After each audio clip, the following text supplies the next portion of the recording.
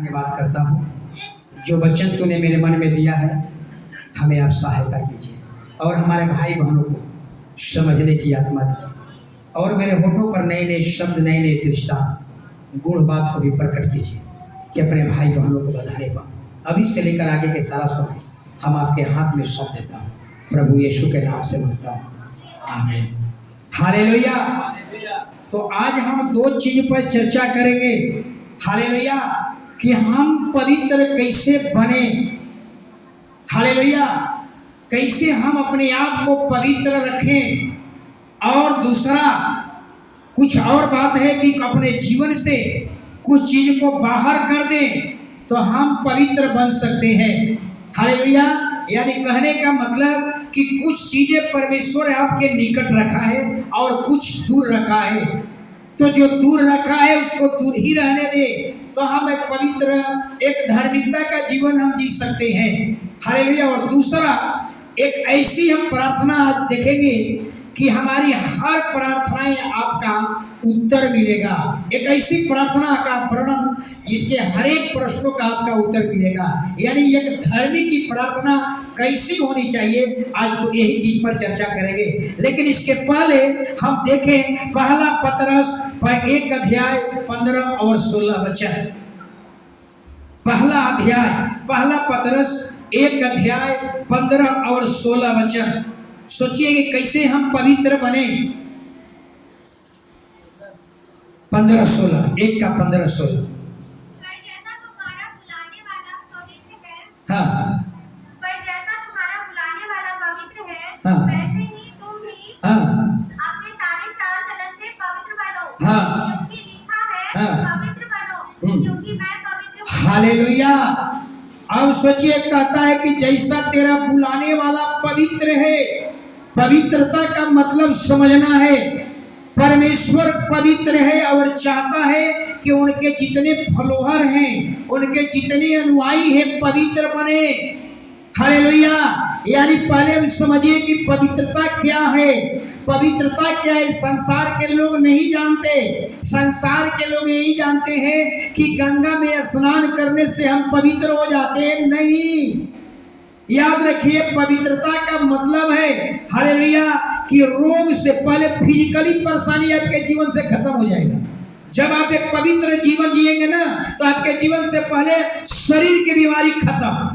याद रखिए, गंगा में स्नान करने से बीमारी नहीं चली जाएगी।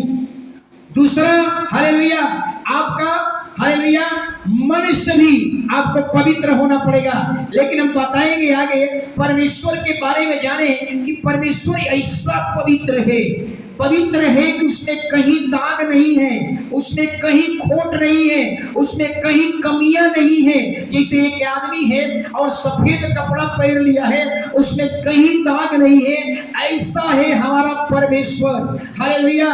न उनके मन में किसी के प्रति नफरत है, न कभी बदला लेने का विचार है, वो तो प्रेम है। हालेलुया। यानी उसका कैरेक्टर प्रेम है, उसका स्वभाव प्रेम है, उसके रोम रोम में केवल प्रेम ही भरा हुआ है।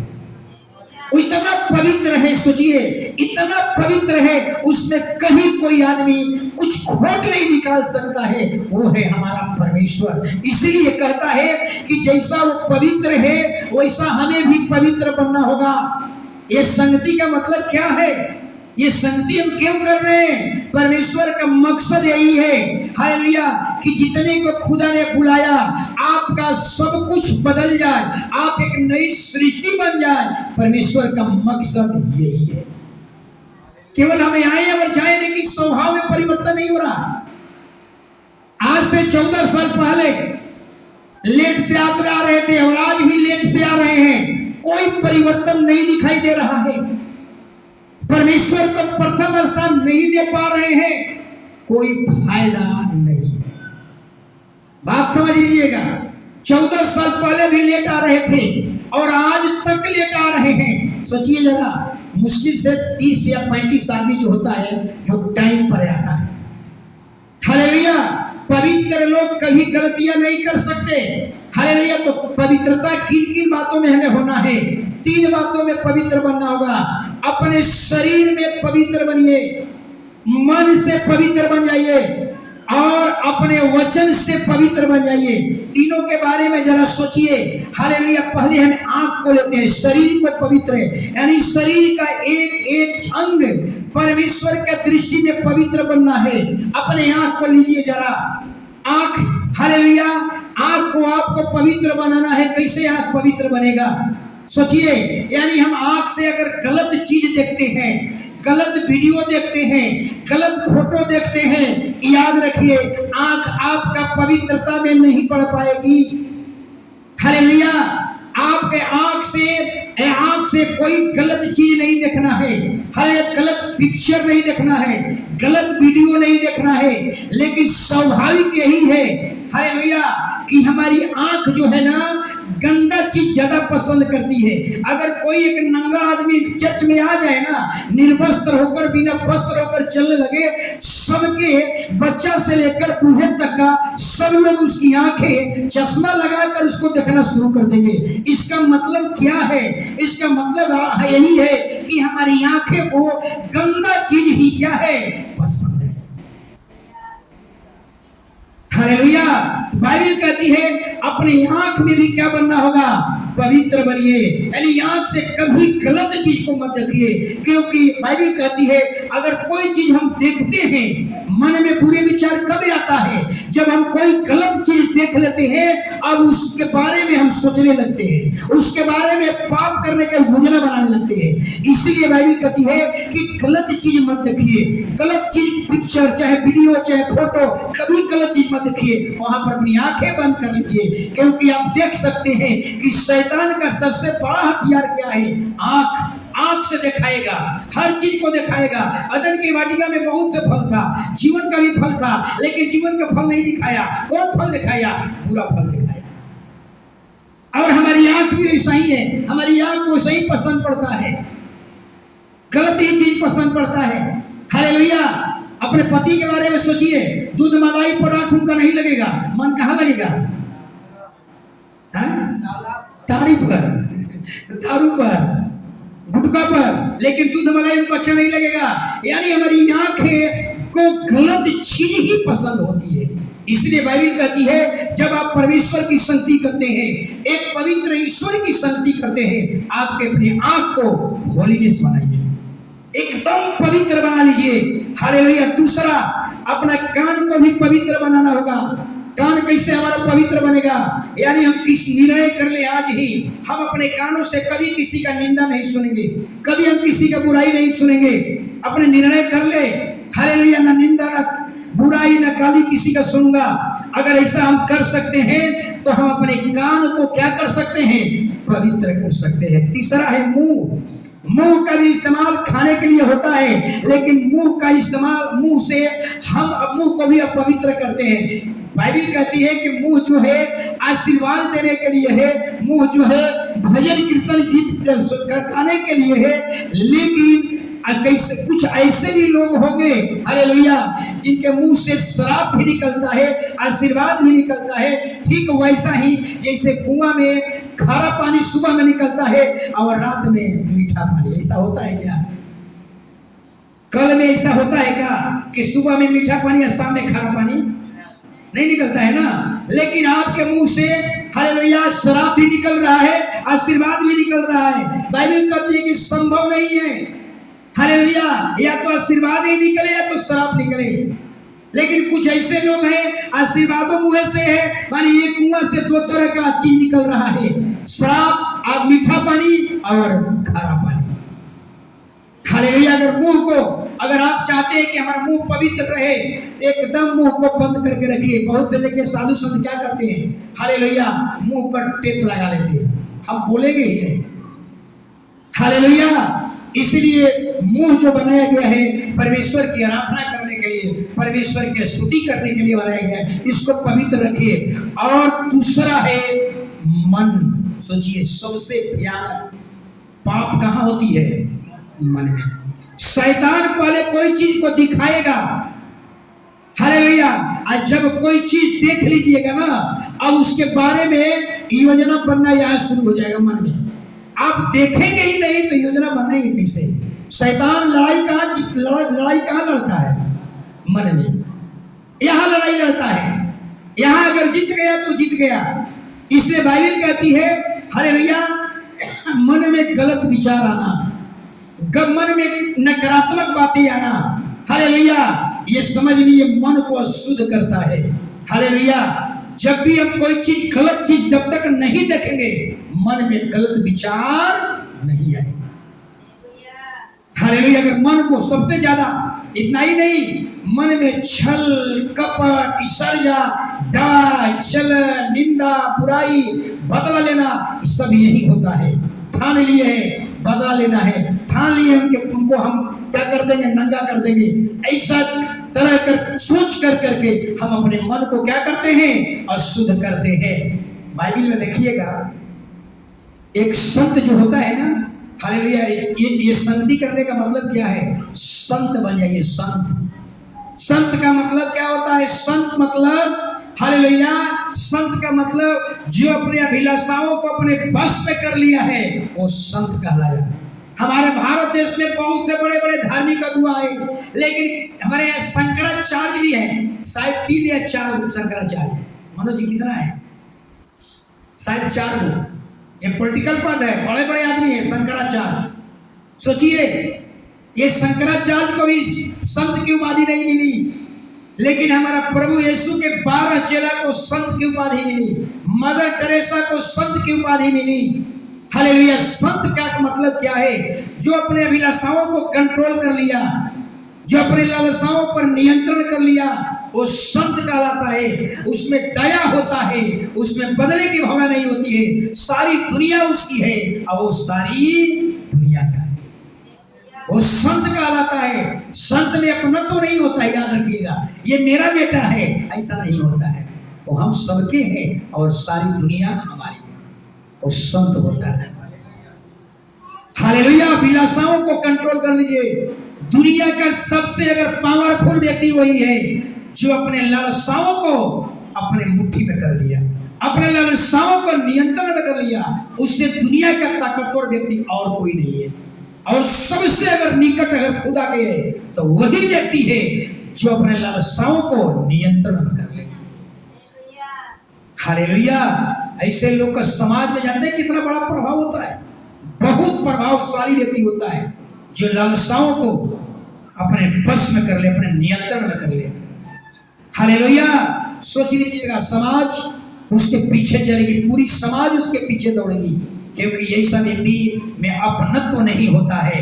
हालेलुया, और एक तीसरा है वचन से पवित्र बनो।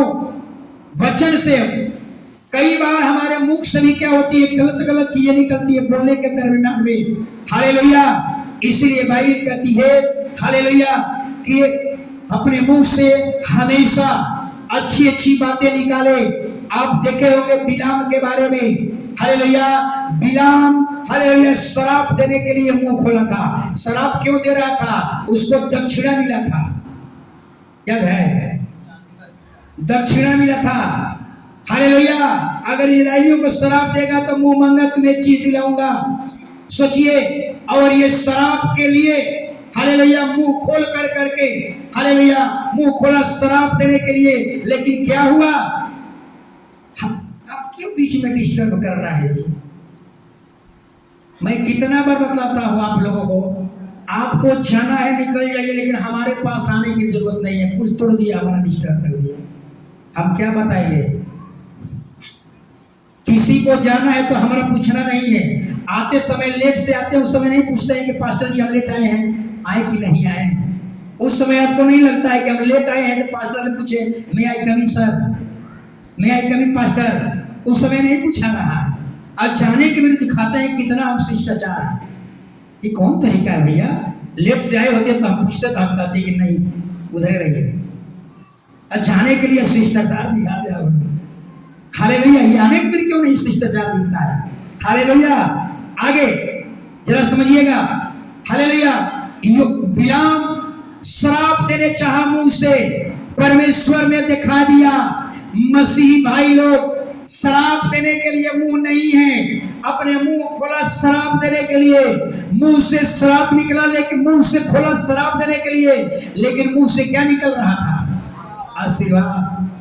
यानी भाई अगर आप एक सच्चे ईश्वर से मोहब्बत करते हैं तो याद रखिए आपके मुंह से केवल शराब, कभी शराब नहीं, केवल आशीर्वाद। चाहे हमको भलाई हो या ना हो, लाभ मिले या ना मिले, हमको केवल आशीर्वाद देने के लिए बुलाए गए, किसी के आशीष देने के लिए बुलाए गए। शराब दे करके हम अपने वचन को, मुंह को क्या करते हैं, आप पवित्र कर लेते हैं। हालेलुया।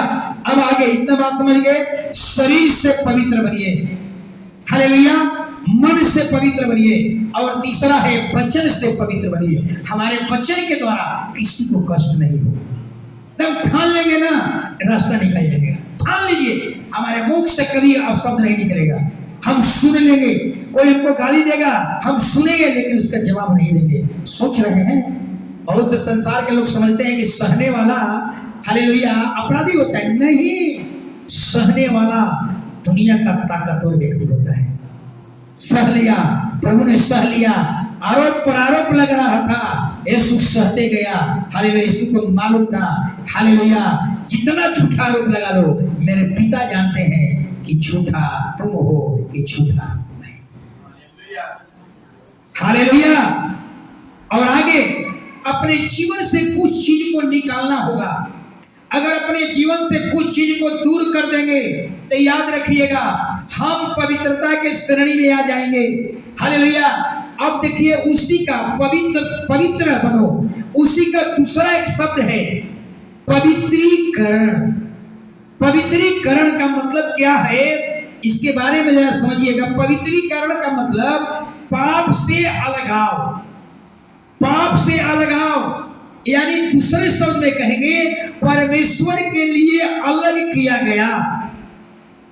समझ में आ रहा है ना? आप वो व्यक्ति है परमेश्वर के लिए अलग किया गया हुआ है।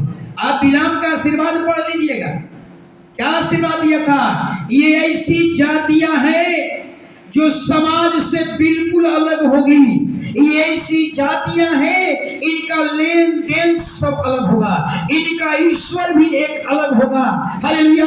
अन्य ईश्वरों से इनका ईश्वर बिल्कुल अलग होगा, इनका चाल चलन अलग होगा, इनका सब कुछ अलग होगा। ये जातियां ऐसी है कि समाज से अलग थलग ये बनी रहे। वो है हम और आप। इसका मतलब आपको समझ में आ गई। यानी पवित्रीकरण का मतलब आप परमेश्वर के लिए अलग किए गए हैं। सोचिए, हम परमेश्वर के लिए अलग कर दिए गए हैं। हालेलुया। जैसे कलीसिया, याद रखिए, कलीसिया में अच्छे लोग भी होंगे और बुरे लोग भी होंगे। जैसे मछुआरा, यीशु मसीह उदाहरण से समझा रहे थे, जैसे एक मछुआरा जाल फेंकता है, अच्छे मछली भी निकलती है, निकम्मे मछली भी निकलती है। हालेलुया। और मछुआरा क्या करता है, अच्छे को छांट लेता है, निकम्मे को अलग कर देता है। याद रखिएगा, एक चर्च में भेड़ भी है, बकरी भी है, लेकिन भेड़ और बकरी को अलग करने वाला कौन है? पास्टर है? नहीं। जब वो आएगा तो अपने भेड़ों को बकरियों से अलग करेगा। बहुत से लोग उल्टा समझ लिए हैं, हालेलुया, कि कलीसिया का मालिक कौन है? पास्टर। नहीं, मैं पास्टर मालिक नहीं हूँ। इस कलीसिया का मालिक यीशु मसीह है और हम गार्डेनर है। गार्डेनर क्या कहते हैं उसको? माली। फूल पौधा, आप पेड़ हैं, हम माली हैं। आपको सींचने का अधिकार हमको दिया गया है। हालेलुया। आपको, हालेलुया, आप पर राज करने, आप पर अधिकार जताने के लिए हमको नियुक्त नहीं किया गया। हालेलुया। तो जब वो आएगा तो पवित्र लोगों को अलग करेगा, अपवित्र लोगों को अलग करेगा। आप जरा समझिएगा, हालेलुया, अपने बारे में सोचिए कि हम शुद्ध हैं या नहीं। आप बाजार में जाते हैं, घी खरीदने जाते हैं, वहां आपको समझ में आ जाता है कि घी अशुद्ध है कि घी शुद्ध है। तुम्हारा समझ में आ जाता है। जब तक दुकानदार शुद्धता का गारंटी नहीं देता है, आप घी नहीं खरीदते। वहां शुद्ध और अशुद्ध में समझ में आ जाता है। दूध लाने जाते हैं, वहां आपको समझ में आता है कि दूध सही है या गलत है, मिश्रण है या शुद्ध है या अशुद्ध है, यहाँ समझ में आ जाता है। लेकिन अपने जीवन के बारे में सोचिए, हालेलुया, कि हम कैसे पवित्र जीवन जी सकते हैं। जो जीवन जी रहा हूं, क्या वो पवित्र जीवन है या अपवित्र जीवन है? क्या वो भेड़ों का जीवन जी रहा हूं या सुअर का जीवन जी रहा हूं? हालेलुया, फर्क है। अपने बारे में सोचिए। हालेलुया। आगे तो पवित्र बनने के लिए क्या क्या चीज को मिश्रण पाप है, याद रखिएगा। कलीसिया एक मिश्रण है, लेकिन यीशु आएगा तो मिश्रण को यानी भेड़ को अलग करेगा, बकरिया को अलग करेगा। हालेलुया। एक वचन पढ़िए, पहला यूहन्ना 2 अध्याय 15 से लेकर 17 तक।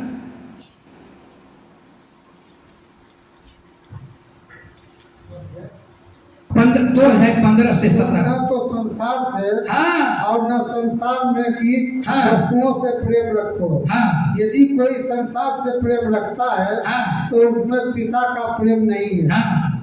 क्योंकि जो कुछ संसार में है, हाँ। अर्थात शरीर की अभिलाषा हाँ। और आंखों की अभिलाषा और जीविका का घमंड, हाँ। वह पिता की ओर से नहीं, बस। परंतु संसार ही की ओर से। हालेलुया। अब देखिए प्रभु क्या कह रहा है। कह रहा है कि संसार में रहते हो, लेकिन संसार की वस्तु से प्रेम मत रखो। इतना कठिन काम है ये जीवन। संसार में रहते हो, पानी में मगरमच्छ रहती है, लेकिन कहता है कि वो अपने आप को अलग रखो। संसार में रहो, लेकिन संसार की वस्तुओं से प्रेम मत करो। संसार से प्रेम करने का मतलब है, संसार में अभिलाषाएं हैं, वो अभिलाषाएं आपके जीवन में आ जाएंगे। इसलिए प्रभु कहता है 3 प्रकार की अभिलाषा, शरीर की अभिलाषा, आंख की अभिलाषा, मन की अभिलाषा आपके जीवन में आ जाएगी। इसलिए कहता है अपने आप को संसार से अलग कर लो, यानी आपका जीवन संसार का जीवन से बिल्कुल अलग हो जाए। हालेलुया। आपके आराधना का जगह संसार के आराधना के जगह से अलग हो जाए। आपका जो लेन देन है संसार के लेन देन से बिल्कुल अलग हो जाए। अगर अपने आप को संसार से अलग कर लेते हैं तो हम हालेलुया पवित्र कहला सकते हैं। यानी हम, बाइबल कहती है कि अपने आप को संसार से अलग करने का मतलब है परमेश्वर के दृष्टि में पवित्र बनना, परमेश्वर के दृष्टि में धर्मी बनना।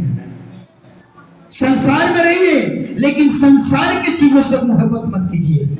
हालेलुया। जैसा पैसा अपने आप में बुराई नहीं है, पैसा अपने आप में बुराई नहीं है, लेकिन पैसा को प्रथम स्थान देना, पैसा से मोहब्बत करना, पैसा को जिंदगी का प्रथम स्थान देना, ये बुराई है।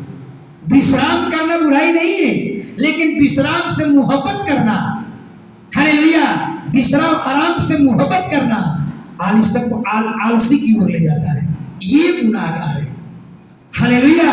यानी याद रखना है, परमेश्वर को अपने जीवन में प्रथम स्थान दीजिए, भवन आने में भी, घर पर भी। हालेलुया। यीशु इसी संसार में आया, जरा सोचिए, यीशु यही संसार में आया, लेकिन संसार के लोग ने उन्हें ग्रहण नहीं किया। आप समझ रहे हैं क्यों नहीं ग्रहण किया? क्यों ग्रहण नहीं किया यीशु मसीह को? हालेलुया। नहीं, बाइबल कहती है कि यीशु ज्योति है, ज्योति, और संसार अंधकार है। अंधकार और ज्योति में मेल नहीं हो सकता। इसलिए प्रभु कहता है कि तुम उससे मोहब्बत करते हो तो तुम ज्योति बन गए, और संसार अंधकार में है, इसलिए अंधकार और ज्योति में मेल नहीं हो सकता। ज्योति जगत में आई, लेकिन लोगों ने ज्योति से ज्यादा अंधकार को पसंद किया। वही लोग पसंद किया जिनका काम बुरा था। आज कलीसिया में लोग आने के लिए तैयार नहीं है। शराब पीने वाला, दारू पीने वाला, गलत काम करने वाला, चोरी डकैती करने वाला, वो लोग नहीं चाहेंगे हम परमेश्वर के भवन में आए, क्योंकि हम आएंगे तो इस सब को छोड़ना पड़ेगा, इस सारी बुराइयों को छोड़ना पड़ेगा, ये सारे अंधकार के काम को छोड़ना पड़ेगा। हालेलुया। इसलिए बाइबल कहती है यीशु इसी जगत में आया, लेकिन जगत ने उसको ग्रहण नहीं किया। इसलिए नहीं किया, यीशु ज्योति है, संसार अंधकार है, दोनों में मेल नहीं हो सकता। यीशु कहते हैं अगर तुम मुझसे मोहब्बत करते हो तो तुम ज्योति हो, तुम्हारा भी अंधकार से कोई मेल मिलाप नहीं। हालेलुया। तो और पहला हो गया संसार से अलग करो। दूसरा प्रकाशित वहां के 18 अध्याय 4 और 5, अंतिम अध्याय। फिर मैंने स्वर से एक शब्द सुना, हे मेरे लोगों, उसमें से निकल आओ कि तुम उसके पापों में भागी ना हो और उसकी वृत्तियों में से कोई तुम पर आ ना पड़े, क्योंकि उसके पापों का ढेर स्वर्ग तक पहुंच गया। बस। हालेलुया। अब जरा समझिएगा, यहाँ बाइबल में प्रकाशित वाक्य है, समझिएगा। ये दर्शन है, परमेश्वर ने उन्हें को दर्शन देकर कहा बाबुल के पापों से अपने आप को अलग कर लो। अब आपको समझना होगा कि बाबुल का पाप क्या है। बाबुल मतलब बेबीलोन, और बेबीलोन के बारे में बताया हूं नबूकदनेस्सर, वहां का राजा था, जो सिर था ना वो नबूकदनेस्सर था, जो मूर्ति के बारे में हम बता चुके हैं। यानी अपने आप को बाबुल के पापों से अलग करो। अब समझिएगा कि बाइबल कहती है अगर बाबुल का बुराई, अगर बाबुल के पाप से अगर अपने आप को बाहर नहीं निकालेंगे तो कहता है कि सारी विपत्ति तुझ पर आएगी। तो बाबुल का बुराई क्या था? बेबीलोन की बुराई क्या थी? मूर्ति पूजा। समझ आ रही ना? बाबुल के बुराइयों से दूर करो, यानी अपने आप को मूर्तियों से दूर करो। सोचिए, हालेलुया। और आगे कहता है इतना ही नहीं, पेड़ पौधों की आराधना, सृष्टि की आराधना, ये सब अपने जीवन से दूर करो। ये सब बाबुल की बुराई है, और ये बेबीलोन से बुराई आई और पूरा दुनिया में जड़ पकड़ लिया। आज हर परिवार में मूर्ति पूजा। कितना सोचिए, कोई के पास अकल नहीं, कोई के पास ज्ञान नहीं। हालेलुया। कि कुम्हार मूर्ति बनाता है, पंडित जी प्राण डालते हैं, और समझ में रहा है, और हम लोग उसकी क्या करते हैं? संसार के लोग पूजा कर रहे हैं। तो बताइए, एक बनाने वाला है, एक प्राण डालने वाला है, सोचिए एक सामग्री देने वाला है। मैंने कई बार बता चुका हूँ, 3 जातियां आपस में क्या किया था और कितना व्यापार चलने लगा। ऐसा व्यापार कभी किसी का फला फूला नहीं। कुम्हार का व्यापार, सोनार का व्यापार, बनिया का व्यापार, पंडित जी का व्यापार, ये 4 जातियां निर्णय किया। हालेलुया। कुम्हार कहा कि भैया हम तो मूर्ति बना देंगे, तो पंडित जी कहा कि हम तो प्राण डाल देंगे। समझ में रहा है ना? सोनार कहा कि हम सोना का बना देंगे, तो बनिया कहा कि भैया हमारा धंधा कैसे चलेगा? तो पंडित जी कहेंगे सामग्री इतना लिख देंगे कि तेरा भी व्यापार चलने लगेगा। और 4 व्यापार कहाँ से निकला? बाबुल से, बेबीलोन से निकला। बेबीलोन एक समय में पूरा दुनिया का व्यापार केंद्र हुआ करते थे। लोग बाबुल जाते थे, बेबीलोन जाते थे। और आप समझ, आप 1 लाख रुपया लगाएंगे ना, तो वहां का लोग कहता था कि अरे 1 लाख रुपया लगा रहे हो तो ये देखो लक्ष्मी है, धन की लक्ष्मी, ये भी लेते जाओ। समझ में आ रहा है ना? ये क्या है? घर मकान क्या बनाते हो भैया? क्या धंधा करते हो? तो हम घर मकान बनाते हैं। तो वहां से निकला कि विश्वकर्मा भगवान। समझ में रहा है ना? वहां से निकला, ये भी भगवान को लेते। जो भी वहां गया, सोचिए हर एक विभाग का एक भगवान वहां से लेकर आया, क्योंकि पूरा दुनिया का व्यापार केंद्र था बाबुल। और सब वहां से गया, सब वहां से लेकर आया, और आज तक उस बाबुल के पाप में लोग क्या हो गए? ऐसा फंस गए, उसमें से निकल नहीं पा रहे। बाइबल कहती है कि बाबुल के पाप इतना ही नहीं, पेड़ पौधों की आराधना ये बाबुल की पाप है, जानवर की आराधना ये बाबुल की पाप है, गाय माता है, साढ़ बाप है। जानते हैं आप लोग संसार में? सोचिए ये सब कहां से निकला? हालेलुया, बाबुल से निकला। गाय पूजो, बैल पूजो, चूहा पूजो, क्या क्या बहुत से पूजा जाता, सांप पूजो। समझ में आ रहा है ना? हालेलुया। इतना ही नहीं, बाबुल से और क्या बुराइयां निकली? हालेलुया। और निकली मरे हुए की पूजा करो। ये तुम्हारा संसार में होता है कि आदमी मर जाता है तो उसका एक बेटी बन जाती है। हालेलुया, जिसको हम लोग कहते हैं घर का देवता। ये सब कहां से निकला? बाबुल से निकला। और बाबुल के लोगों ने बताया, हालेलुया, अपने तेरा पूर्वज है, इसको भी पूजा पाठ करते रहो। और ऐसा पाप में हम फंस गए कि उससे बाहर हम नहीं निकल पा रहे। इतना ही नहीं, अगर लोहा का व्यापार करते हैं तो वहीं से निकला है। लोहा का भी पूजा करो। पंखा, विश्वकर्मा पूजा आता है ना, तो लोग लोहा के पंखा की पूजा करते हैं, सिलाई मशीन की पूजा करते हैं, घर में ताला चाबी है उसकी पूजा करते हैं, मोबाइल पर लड्डू रख करके पूजा करते हैं। सोचिए कि कितना उनका भगवान है। ये सब कहां से है? बाबुल से है, याद रखिए। इसलिए परमेश्वर कहता है बाबुल के। इतना ही नहीं, हालेलुया, आप लोग यहाँ अनाज नहीं होता है। जिसके घर में अनाज होता है उनसे पूछिएगा। जिस घर में अनाज रखा जाता है ना, सुबह शाम उसको खोल करके क्या किया जाता है? अगरबत्ती दिखाते हैं सब। हम लोग भी, हम लोग का पापा जो थे ऐसा ही करते थे। अनाज एक घर भैले, अनाज गेहूं है, एक घर क्या है, वो गेहूं है, चना धैल है। और रोज सुबह में जगिए, नहा धुआ कराइए, अगर धूपदानी में थोड़ा सा वो घुमा डाल दीजिए और ले जा करके सबको दिखाइए। अनाज की पूजा करो, अनाज देवता। इस सोचिए, हालेलुया। बाइबल कहती है इससे बाहर निकलो, अपने जीवन से बाबुल के पापों को दूर करो। हालेलुया, नहीं तो तुम और उस विपत्ति में पड़ जाओगे। क्योंकि परमेश्वर ऐसे बाबुल के पापों से क्या करता है? नफरत करता है। सच, हालेलुया। इसीलिए कहा जाता है कि हिंदू धर्म में मरे हुए की क्या होती है? पूजा। ईश्वर की पूजा नहीं, मरे हुए की पूजा। शादी विवाह होता है तो 5 दिन गीत गाते हैं। किसका गीत गाते हैं? जितना आपका घर का मरा हुआ है, अगर ये वो कहीं मिस्टेक हो जाए तो करंट लग जाता है, मालूम है ना? वो भरना शुरू कर देगा, कहेगा कि हमको खोज क्यों नहीं किए। हालेलुया। इसलिए ये कहाँ का पाप है? बाबुल का पाप है।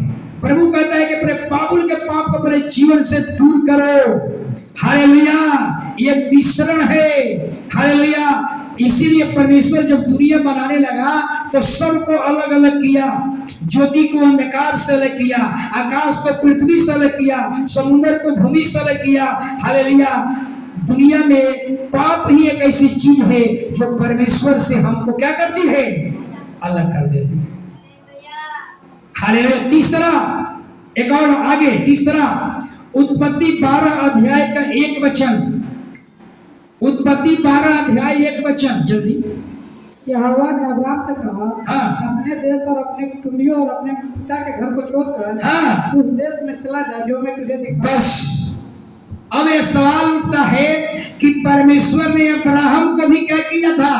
अलग किया था। क्यों अलग किया था? अब्राहम परमेश्वर जानता था। अब्राहम के बाप का नाम क्या था? तेरह। और तेरह का काम क्या था? मूर्ति बनाकर मूर्ति बनाता था 13। और अब्राहम टोकरी में लेकर के गांवे गांवे बेचता था। परमेश्वर जानता था अब्राहम अपने घर पर रहकर, अपने पापा के अधीन रहकर पवित्र जीवन नहीं जी सकता। बात समझ में आ रहा है ना? अब्राहम पवित्र जीवन नहीं जी सकता। अब्राहम परमेश्वर को प्रथम स्थान नहीं दे सकता अपने घर पर रहकर। हालेलुया। क्यों? क्योंकि अब्राहम अपने घर पर रहेगा तो अपने सभ्यता से, संस्कृति में बंधा हुआ रहेगा। जिससे कोई पर्व त्योहार आ जाएगा, पापा कहेंगे बेटा जा करके धूप अगरबत्ती जला दो। हालेलुया। आपको करना पड़ेगा। कहेंगे टीका लगा लो, करना पड़ेगा। ये चढ़ा करके खा लो, खाना पड़ेगा। इसलिए परमेश्वर जानता था अब्राहम अपने गांव पर रहकर, अपने पापा के घर में रहकर, अपने देश में रहकर पवित्र जीवन नहीं जी सकता है। इसलिए परमेश्वर ने कहा अपना देश छोड़ दे, अपने कुटुंबियों को छोड़ दे, अपने पिता के घर को छोड़ दे। हालेलुया। आप समझ में आ रहा? बहुत से महिलाएं हैं कलीसिया में अपना, जो कहती है कि हमारे सास ससुर के कारण हमें ये करना पड़ता है, सीरा पूरा करना पड़ता है। जब तक वो रहेंगे तब तक हमको करना पड़ेगा, क्योंकि हम उससे बंधे हुए हैं। हालेलुया। इसीलिए परमेश्वर जानता था कि अब्राहम अपने घर पर रहकर, अपने पिता के घर पर रहकर एक पवित्र जीवन नहीं जी सकता। इसलिए खुदा ने कहा अपने देश को छोड़ दे, अपने पिता के घर को छोड़ दे, अपने कुटुंबियों को छोड़ दे। ऐसा ही आपके जीवन में लग रहा है कि हम अपने पापा के घर पर रह रहे हैं, आपको लग रहा है अपने पुरानियों के घर पर रह रहे हैं, हमारा घर के सास ससुर जिंदा है, ये जिंदा रहते हुए पवित्र जीवन नहीं जी सकते हैं, तो आप निर्णय लीजिए, अब्राहम के समान निर्णय लीजिए। हालेलुया। आप वहां से बाहर निकलिए, कोई परमेश्वर कोई रास्ता आपके लिए खोल दे। आगे निर्गमन 3:9-10 और किन किन बातों को अलग करना होगा सोचिएगा। हालेलुया। जल्दी निर्गमन 3:9 और 10। इसलिए अब सुन, हाँ। इसराइलियों की चिल्लाहट मुझे सुनाई पड़ी है, हाँ और मिस्रियों का उन पर अंधेर करना भी मुझे दिखाई पड़ा है। हाँ इसलिए अब मैं तुझे फिरौन के पास भेजता हूँ हाँ। कि तू मेरी इस्राएली प्रजा को मिस्र से निकाल ले आए। बस जरा सुनिएगा, सुनने पर ज्यादा ध्यान दीजिए, आपकी आंखें हमारे तरफ लगी रहे। हालेलुया। घर पर बाइबल पढ़ लीजिए, लेकिन यहाँ सुनिए, परमेश्वर इजराइल को क्यों अलग करना चाहता था मिस्र से? क्योंकि परमेश्वर मिश्रण से क्या करता है? नफरत करता है, घृणा करता है। मिश्रण पाप है। इजरायली लोग मिस्र में रहते थे, इजरायली लोग मिस्र के देवता की पूजा करने लगे, बहुत से देवता बना लिए इजरायली लोग। हालेलुया। इसलिए परमेश्वर, आप जानते हैं कि इजराइल परमेश्वर की प्रजा है, उसको दूसरे शब्द में कहेंगे इजराइल परमेश्वर का दुलरुआ है। देहाती भाषा में क्या बोलते हैं? दुलरुआ। याद रखिए, इजराइल परमेश्वर का दुलरुआ है। परमेश्वर अपने दुलरुआ को, हालेलुया, अपने दुलरुआ को बाहर निकालना चाहता था। वो जानता था कि मिस्र देश में रह करके इजराइल हमको प्रथम स्थान नहीं दे पाएगा। हालेलुया। इसलिए परमेश्वर ने इजराइलियों को बाहर निकालना चाहा। हालेलुया। इजराइल को बाहर निकाला क्योंकि, हालेलुया, क्योंकि परमेश्वर को मालूम था, हालेलुया, कि जब तक ये मिस्र देश में रहेगा, गुलामी में रहेगा, और गुलामी वाला व्यक्ति अपना मर्जी का जीवन नहीं जी सकता। गुलामी वाला व्यक्ति गुलाम के अधीन रहेगा, राजा के अधीन रहेगा, राजा के देवता का पूजा करेगा, राजा की ओर से सारी निर्देशों को पालन करेगा। हालेलुया। इसीलिए परमेश्वर ने क्या किया? परमेश्वर ने मिस्र देश से इजराइल को अलग किया। दूसरा कारण यह था कि परमेश्वर इजराइल के द्वारा अपनी सामर्थ्य दिखाना चाहता था। कि परमेश्वर इजराइल के द्वारा एक दुनिया को संदेश देना चाहता था कि मेरा नाम क्या है? इजराइल का परमेश्वर। हालेलुया। आगे ये और 5वां वचन, हालेलुया, 2 कुरिन्थियों 6:17-18 वचन। किन किन चीजों से अलग होना है जरा समझिएगा जल्दी। 2 कुरिन्थियों 6:17-18। इसलिए प्रभु कहता है, हाँ, उनके बीच में से निकलो, हाँ, और अलग रहो, अलग, और अशुद्ध वस्तु को मत छुओ, हाँ, तो मैं तुम्हें ग्रहण करूंगा, हाँ, और मैं तुम्हारा पिता हूँगा, हाँ, और तुम मेरे बेटे और बेटियां होगे। हालेलुया। बस अब कहता है कि किन किन चीजों से बाहर निकलना है? अविश्वासियों, जो विश्वास में प्रभु के नहीं है, उनके संगति से बाहर निकलिए। बुराई करने वाले दुष्ट लोगों की संगति से बाहर निकलिए। अंधकार में चलने वाले लोगों की संगति से बाहर निकलिए। हालेलुया। क्यों कहता है कि बाहर निकलिए? गलत कार्यों में चलने वाले, अंधकार के बस में रहने वालों से बाहर निकलिए। इसलिए कहता है परमेश्वर कि बाइबल कहती है अगर तू उसके संगति में रहेगा तो संगति का अवसर पड़ता है। पौलुस लिखता है कि अच्छी बुरी संगति अच्छे अच्छे लोगों को भी क्या करती है? बिगाड़ देती है। इसीलिए कहता है अगर आप पवित्र जीवन जीना चाहते हैं तो बुरे लोगों की संगति से बाहर निकलिए, अविश्वासियों की संगति से बाहर निकलिए, बुराई करने वाले लोगों से बाहर निकलिए, अंधकार में जी रहने वाले लोगों से बाहर निकलिए, उनकी संगति से अपने आप को अलग कर लीजिए। हालेलुया। एक और बात, ये कुरिन्थी में पौलुस चिट्ठी लिखा, पौलुस चिट्ठी लिखा कुरिन्थियों के लिए, क्यों लिखा? क्योंकि कुरिन्थी के लोगों में विश्वास में गड़बड़ी हो गई थी, वहां के कलीसिया में फूट पड़ गई थी, यानी सही शिक्षा नहीं होने के कारण, गलत टीचिंग के कारण कलीसिया में फूट पड़ गई। विवाह के बारे में कुछ लोगों का गलत टीचिंग हो गया था। हालेलुया। इसलिए परमेश्वर कहता है उन लोगों की संगति से बाहर निकालो, बुरे लोगों की संगति से बाहर निकालो। हालेलुया। बुरे अविश्वासियों की संगति से दूर हो जाओगे, तब मैं तुम्हारा पिता बनूंगा और तुम मेरे बेटा बेटी। अपने आसपास के लोगों को सोचिए कि उसका जीवन सुअर का जिंदगी है, हम उसके जीवन से संगति न करें। कुछ लोग ओझा भगत लोग हैं, भक्ति लोग हैं, कहता है उनकी संगति से दूर हो जाइए। कुछ लोग शराबी नशेड़ी हैं, उससे संगति से दूर हो जाइए। अविश्वासी हैं, उनकी संगति से दूर हो जाइए, नहीं तो संगति का, अब संगति में रहेंगे तो उसका असर आप पर पड़ना शुरू। इतना ही नहीं, पहला तीमुथियुस पढ़ लीजिए 6:3-5। झूठा अगुआ और झूठा पास्टर, ये कैसे पहचानिएगा? ये बड़ी सवाल है, अपने ऊपर मैं बता रहा हूं, आपको पहचान करना है। पहला तीमुथियुस 6:3-5, जल्दी। यदि कोई और भी प्रकार का उपदेश देता है, हाँ। खरी बातों को अर्थात हमारे प्रभु यीशु मसीह की बातों को, हाँ। और उस उपदेश को नहीं मानता, हाँ। जो भक्ति के अनुसार है, हाँ, तो वह अभिमानी हो गया। बस अब देखिए पौलुस क्या कहता है। तीमुथियुस को चिट्ठी लिख करके दिया और कहा कि हर कलीसिया में पहुंचा दे। कहता है क्या पहुंचाना था? अगर कोई भाई बहन, कोई पादरी, कोई अगुआ अगर ये यीशु के बाइबिल के बारे में छोड़कर, बाइबिल से हटकर कोई टीचिंग देता है, सोचिए बाइबिल के विरोध में कोई टीचिंग देता है, तो कहता है वो झूठा अगुआ है, वो झूठे सेवक है। ऐसे अगुआ सभी अपने आप को अलग कर लो। आज बहुत से ऐसे अगुआ आ गए हैं जो कहते हैं कि आपको गला में क्रूस लगाना पड़ेगा, आपको कहते हैं गला में यीशु मसीह का लॉकेट लगाना पड़ेगा, क्योंकि इसी से तुम्हारी पहचान होती है कि तुम मसीही हो।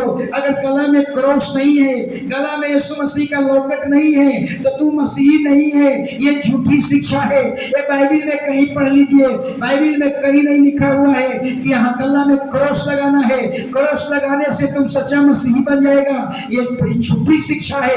ऐसी झूठी और पाखंडी शिक्षा का हमें क्या करना होगा? खंडन करना होगा।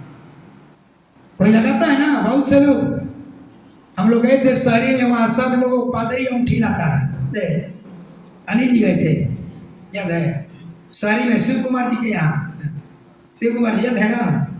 जब आता था, सोचिए क्रॉस, तेल इतना बड़ा शीशे होम्योपैथिक दवाइया में, और दवाई होता है ना, उतना में तेल देता है और उसके बदले में पैसा लेता है। और हर कोई को होता वो रेडियम वाला क्रॉस, हालेलुया, 25 रुपया में, और एक लॉकेट यीशु मसीह का 35 रुपया में। आप सोच लीजिए, आपको तो यही लगेगा हमारा पास्टर कभी इस तरह का बात नहीं बताया। सोचिए, झूठी शिक्षाएं जल्दी जड़ पकड़ती है, वो चीज आपको समझ में जल्दी आ जाएगा। हमारा पास्टर नहीं बताया, क्यों नहीं बताया? इसलिए नहीं बताया कि हमारे बाइबिल में ऐसा जो भी चीजें, हालेलुया, याद रखिएगा, इन चीजों से बाहर निकलना होगा आपको। इसलिए बाइबिल कहती है अगर कोई बाइबिल के यीशु के उपदेश के अलावा कोई और दूसरा उपदेश बताने लगे वो झूठा अगुआ है, या मूर्ति के बारे में कहने लगे, कहता है कि सारा जागरण कर सकते हो, अगर ऐसा कहता है आप समझ लीजिए वो अगुआ नहीं है, झूठा अगुआ है, पाखंडी अगुआ है।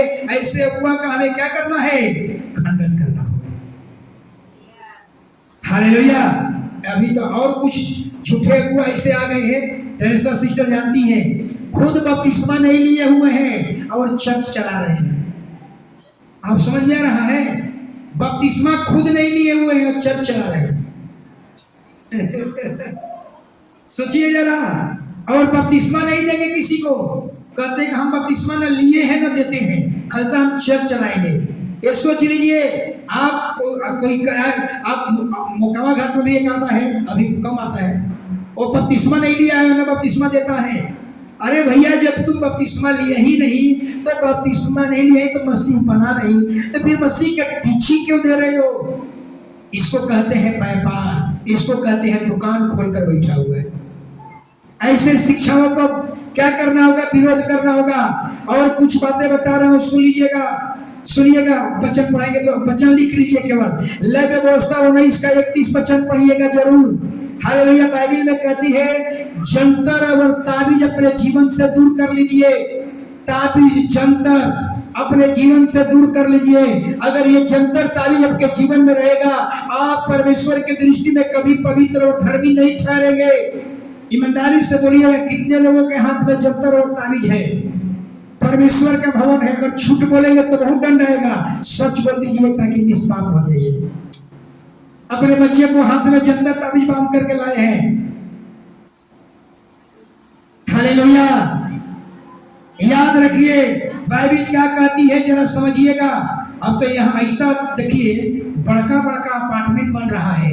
सोचिए, अब अपार्टमेंट पर जूता, चमड़ा का जूता लोग टांग देता है, सूप टांग देता है। समझ में रहा है कि नजर टूना ना लगे, बतलाइए। माने वो घर का रक्षा जूता और चप्पल टांग, सूप रक्षा कर रहा है।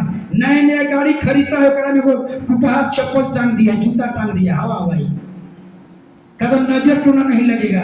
ये भगवान, यह फैक्ट्री है, फैक्ट्री में भी वो नजर टूना से लगने के लिए गेटवे पर इतना बड़ा है वो करिया रंग का केजन क्या तो टांग दिए। सोचिए जरा, आप सोचिए, अब यीशु कुछ नहीं करेंगे। अगर आप जंतर ताबीज बांधने का क्या मतलब है? यीशु नहीं करेंगे, जंतर हमें रक्षा करेगा, ये ताबीज हमारी रक्षा करेगा। अरे भैया, जंतर और ताबीज रक्षा करता तो हम कश्मीर के बाउंड्री पर ये जंतर ताबीज टंगवा देते, पूरा कश्मीर सुरक्षित।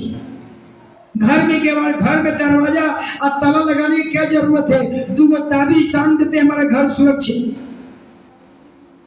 समझ में रहा है? तो फिर यीशु को लहू बहाने की क्या जरूरत पड़ी? इसलिए बाइबल कहती है अपने ओझा भगत जादू टोना करने वालों से अपने आप को अलग रखो।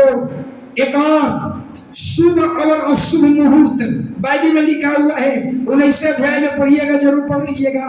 शुभ और अशुभ, जब शादी विवाह होता है ना, तो हम तांत्रिकों के पास जाते हैं, पंडित जी के पास जाते हैं, कहते हैं कि आप हमको गारंटी दीजिए कि कौन दिन आज शुभ है और कौन दिन सही है। हालेलुया। तो वो पंडित जी लिख करके देते हैं कि ये दिन शादी करेंगे ना तो ये शुभ होगा, बारिश नहीं होगी, तूफान नहीं आएगा। हालेलुया। और इतना ही नहीं, कहते हैं कि इस दिन शादी करिएगा तो दुल्हा दुल्हन के बीच में खूब प्रेम रहेगा, लड़ाई झगड़ा नहीं होगा, डाइवोर्स नहीं होगा। तो पंडित जी से एक लाइन नीचे लिखवा लीजिए कि पंडित जी, जिस दिन को तूने गारंटी दिया, पैसा लिया, अपना फीस लिया, गारंटी दिया है कि आंधी नहीं आएगा, लड़का लड़की के बीच में झगड़ा नहीं होगा, कभी डाइवोर्स नहीं होगा, अगर इन तीनों में से अगर कुछ भी हमारे जीवन में हो जाएगा तो आप पर ये FIR करेंगे, ये भी लिखवा लीजिए, लिखवा लीजिए। तो बड़ा बड़ा गारंटी देते हो कि इस दिन शादी करोगे तो बारिश नहीं होगा, इस दिन शादी करोगे तो लड़का लड़की में मोहब्बत रहेगा, डाइवोर्स नहीं होगा, झगड़ा नहीं होगा, वहीं पर लिखवा लीजिए। हालेलुया। कि अगर उस दिन आंधी आ गई तो आप पर FIR, आप पर जुर्माना। तब वो भविष्यवाणी शुभ और अशुभ मुहूर्त देखना, तब क्या करेगा? बंद कर देगा। एक वो जहां जेल में जाएगा, सारा हाथ जोड़ लेगा, भैया अब हम लोग भविष्यवाणी नहीं करेंगे, लिखवाइए, नहीं तो ठगाते रहेंगे जिंदगी भर। हालेलुया।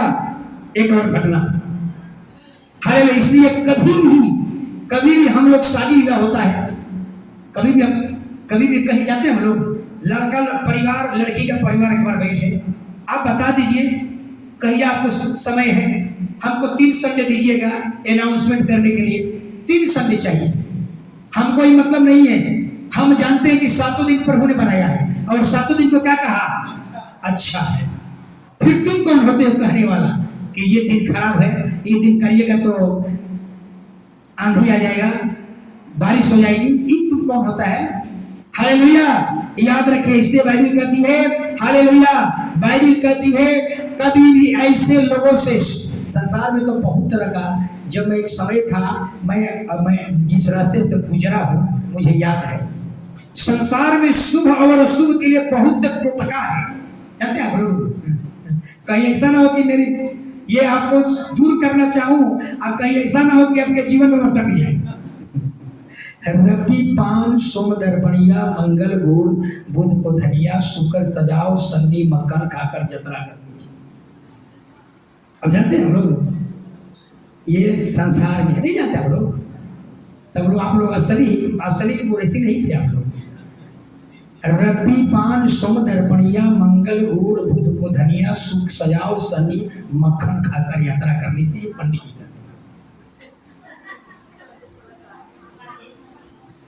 हम लोग गुजरे हैं इस सबसे, हालेलुया। तो बहुत से टुटका है, ये इसमें नहीं पड़ना है, इससे बाहर निकल जाइए। हर काम इतना ही नहीं, बहुत से और है। सोम शनिचर पूर्व बल चालू मंगर बुध उत्तर दिश कालू शनिचर बियफे जो करे दक्षिण से आना फिर ना समझो लौट के। ये हम लोग नहीं जानते हैं। अरे भाई हम तो पहले इस सब से गुजर चुका हूँ, लेकिन कुछ भी हासिल नहीं होता। एक समय था, बहुत साल पहले की घटना बता, जब स्कूल चलाते थे, यहाँ तकले शुभ के लिए 7 प्रकार के वस्त्र रखे थे। पंडित जी बताया था सोमवार को कैसा पहनना है, मंगल को कैसा वस्त्र पहन कर बैठना है ऑफिस में। ये सारे चीज हमारे जीवन में था, समझिएगा।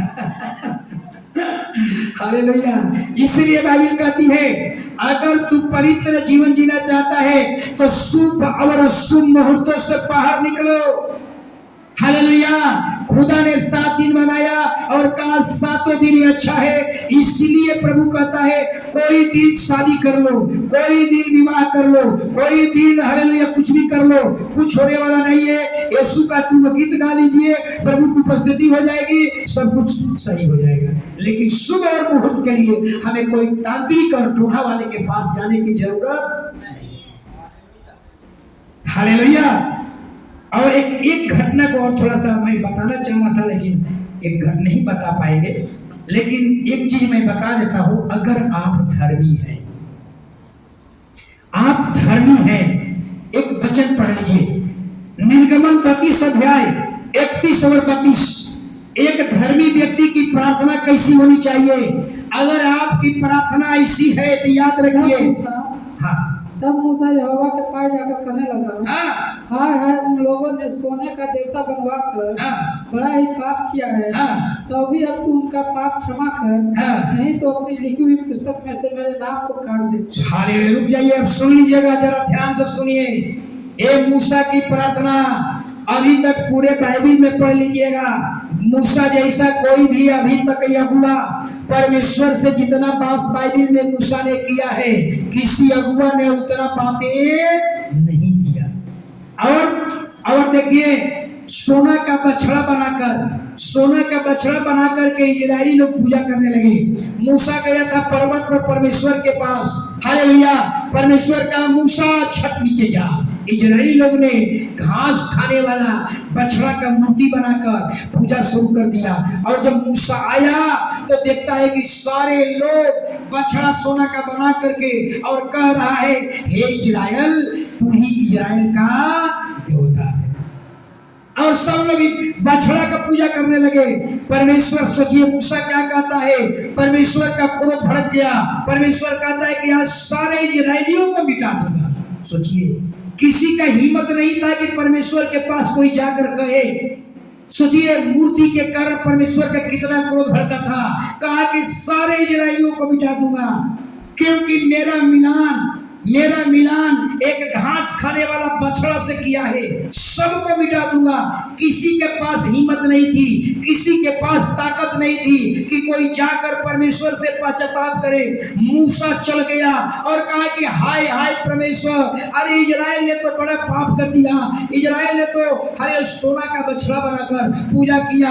परमेश्वर हरे, देखिए मुंह के बल परमेश्वर के सीने पर्वत पर मुंह के बल गिर गया। 40 दिन 40 रात ऐसा ही पड़ा रहा, न भोजन किया न पानी पिया, और यही विलाप करते रहा। परमेश्वर ने कह दिया था मैं सबको मिटा दूंगा, यानी 30-35 लाख लोग थे, प्रभु ने कहा सबको मिटा दूंगा। सोचिए, और मूसा विनती कर रहा है परमेश्वर इजराइल को नाश मत कर। अगर इजराइल को नाश कर देगा तो तूने जितना बड़े बड़े काम किया इसका वर्णन कौन करेगा? समुद्र को 2 भाग कर दिया, इसकी चर्चा कौन करेगा? 40 वर्ष तक मन्ना खिलाया, बिना परिश्रम का रोटी खिलाया, शाम को बटेर का मांस खिलाया, इसकी चर्चा कौन करेगा? ये सब तेरा तहस नाश हो जाएगा।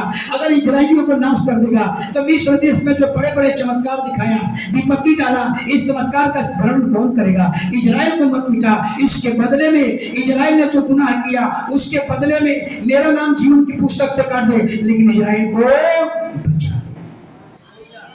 सोचिए कितना प्रभावशाली प्रार्थना था।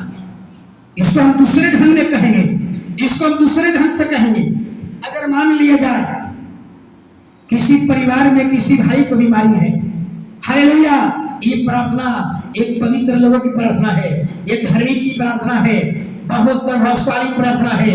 ऐसा व्यक्ति, समझिए, ऐसे व्यक्ति का प्रार्थना कभी असफल नहीं होती। हालेलुया, इसको दूसरे ढंग से कहेंगे। अगर मान लिया जाए किसी को बीमारी है, मान लिया जाए कि हालेलुया अनिल जी को कोई बीमारी है, अनिल जी के माथे पर हाथ रखेंगे और कहेंगे हे परमेश्वर, अनिल जी का जो तकलीफ है, अनिल जी को जो बीमारियां है प्रभु वो हमें दे दे, लेकिन अनिल जी को तू माफ। इसको दूसरे ढंग से कैसा करेंगे? अगर ये प्रार्थना अगर आपके जीवन में आ जाए तो आप एक साधारण आदमी नहीं कहलाएंगे, और साधारण पहले तो आपके मोहल्ला में कहेगा तेरी बाप रे बाप, ऐसी प्रार्थना। परमेश्वर ऐसे लोगों को तलाश कर रहा है। हर कलीसिया में ऐसे लोग मिले जो सबको चिंता करता हो। मूसा किसका चिंता कर रहा था? परमेश्वर ने यहाँ एक ऑफर दे दिया था मूसा को। क्या कहा था? इजराइल को मिटा दूंगा, मूसेस तुझसे एक जाति पैदा करूंगा, वो मेरे लोग होंगे, वो मेरी प्रजा कराएंगे। लेकिन मूसा कहता नहीं परमेश्वर, इजराइल को नाश मत कर, इजराइल के गुनाह का दंड हमें दे दे, लेकिन इजराइल को क्या कर? बचा। ये प्रार्थना आपके जीवन में होना चाहिए। सोचिए, लेकिन परमेश्वर क्या कहा? उसके आगे पढ़िएगा, क्या लिखा हुआ है?